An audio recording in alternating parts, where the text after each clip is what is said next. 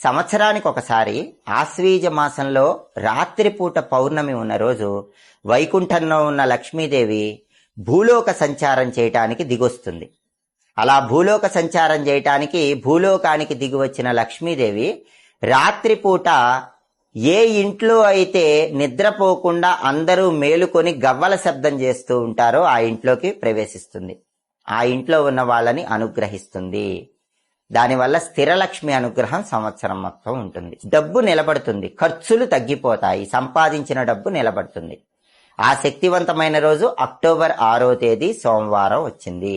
దీన్ని కోజాగరి పూర్ణిమ అనే పేరుతో పిలుస్తారు. తెల్లటి పుష్పాలతో లక్ష్మీదేవిని పూజిస్తూ ఓం నమో ధనదాయై స్వాహ ఈ మంత్రాన్ని 21 సార్లు చదవండి. ఓం నమో ధనదాయై స్వాహ చదివిన తర్వాత పాలతో చేసిన పాయసం లక్ష్మీదేవికి నైవేద్యం పెట్టండి.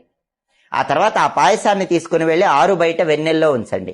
చంద్రుడి కిరణాలు ఒక 10 నిమిషాలు ఆ పాయసంలో పడ్డాక మళ్లీ తీసుకుని వెళ్లి ఆ పాయసం లక్ష్మీదేవి ఫోటో దగ్గర నుంచి నమస్కారం చేసి ఇంట్లో సభ్యులందరూ ప్రసాదంగా స్వీకరించండి.